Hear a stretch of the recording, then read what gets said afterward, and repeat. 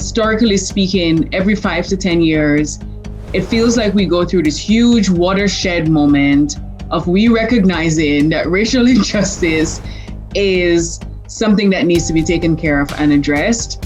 And then we quickly forget it. Being the daughter of immigrants, just watching my parents sort of struggle, I want to be able to help people make that next step in their career and their education so they can be where they want to be. I'm not sure where these law schools are where there are a lot of Jewish people, because I was not at one.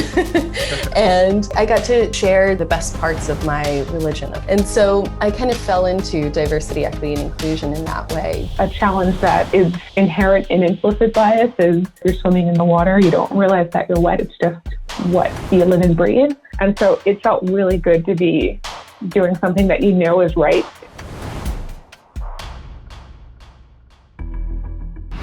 Is a former attorney and Ivy League dean, and now current full-time business owner of Unsiloed, a company that inspires and engineers inclusion within businesses.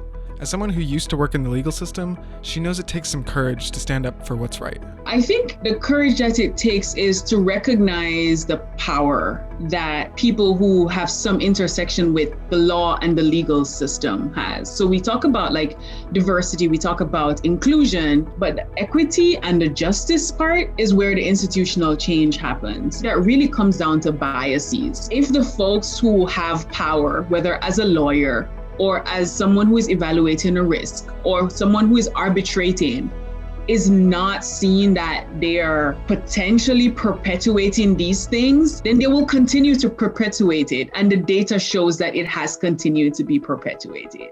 An idea or mindset to undo years of generational bias in our legal system may be to become less patient and set new parameters for future generations. I think we should get impatient about waiting for everyone to come along for the ride and creating clear parameters for what is acceptable and not acceptable in our world.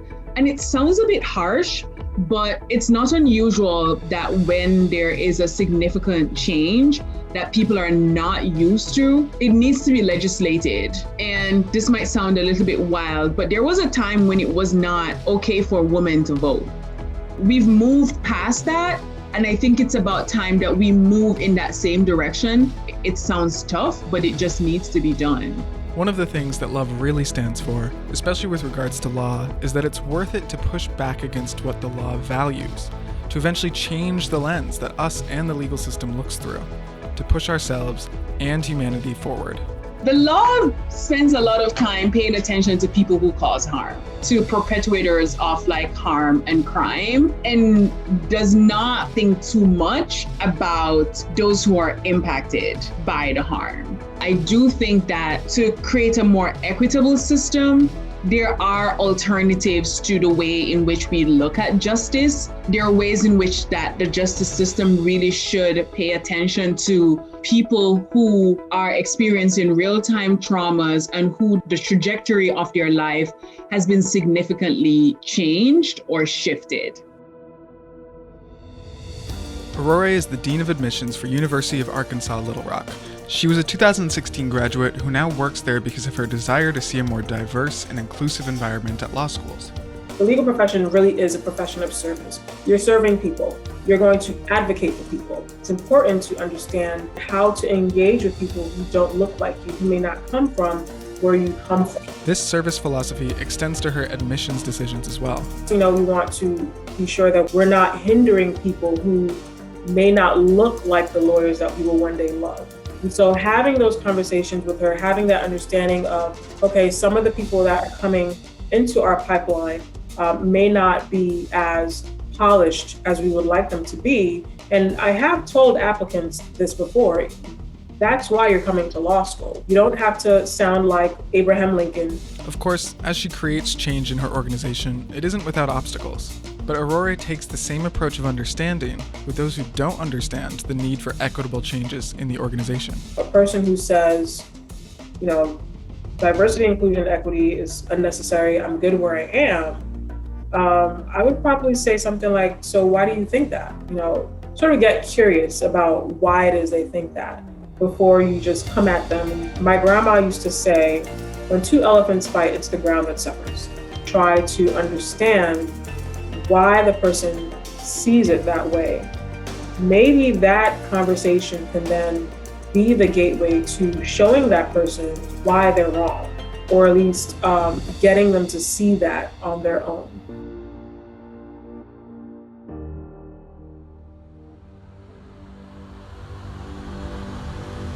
Leslie Funk, a senior workplace program associate at the Tenenbaum Center for Irreligious Understanding, consults with corporations to help them address religious diversity in the workplace. Identity and religion and that intersectionality has always been an integral, critical part to how I interact with the world. And so I kind of fell into diversity, equity, and inclusion in that way because it was such an extension of who I am and how I relate to people around me. In her role as mediator, Leslie regularly approaches conversations between people on opposing sides of a problem, and she does so by focusing on the similarities. Take this story, for example. Two companies were merging, one bought the other, and of course there were a whole host of challenges associated with that. One company had an interfaith employee resource group, and the other company had faith-specific group. There can be a lot more benefits to having an interfaith group. And so the two businesses combined, and with that, the opportunity was ripe for, okay, now we have to figure out as an ERG, as existing ERGs, as employees now of this one company, how to come together. Unsurprisingly, the employees banded together with Leslie's help and formed one common interfaith group in the new business. This is just one of many organizations that she has helped build bridges in, and one core value unifies them all. There are a lot of places out there with different work environments, different cultures, and still the theme is people should feel comfortable to bring their whole selves to work. And that can't just be done with structures and policies. It has to also be done with recognition of individuality and humanity. If you're trying to educate a friend or colleague on how to take a more equitable approach to business, Leslie has some advice. Address behavior and not belief. Focus on what can be addressed, to focus on issues around respect and issues around appropriate behavior in different spaces. Focus on the action rather than trying to have a theological conversation or to immediately attempt to change someone's worldview.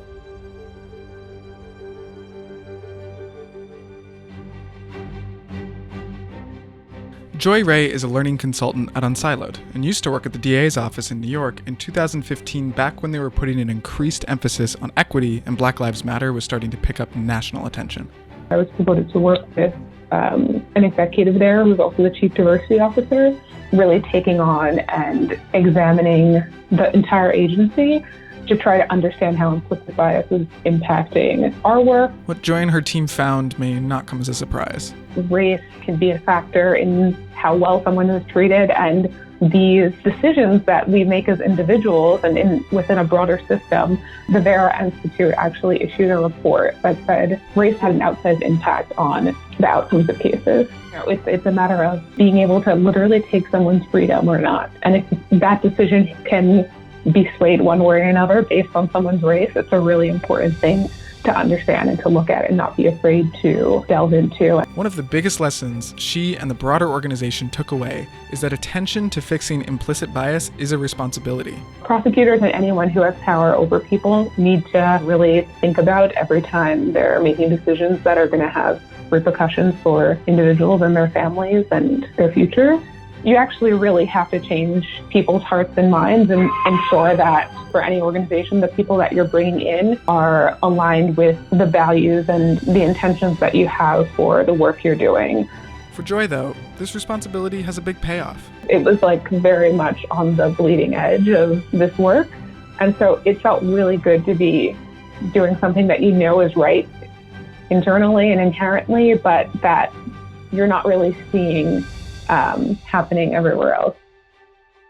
Depending on your interpretation of the law, you might be looking at the law like, I am just here to do what the book says, but people advocate for the things that are important to them. So if you think that I am just doing what the law says that I should do, I have no opinions here, that's deeply problematic. And that goes back to the point where the work has to be at the self level, and it also has to be at the systemic level.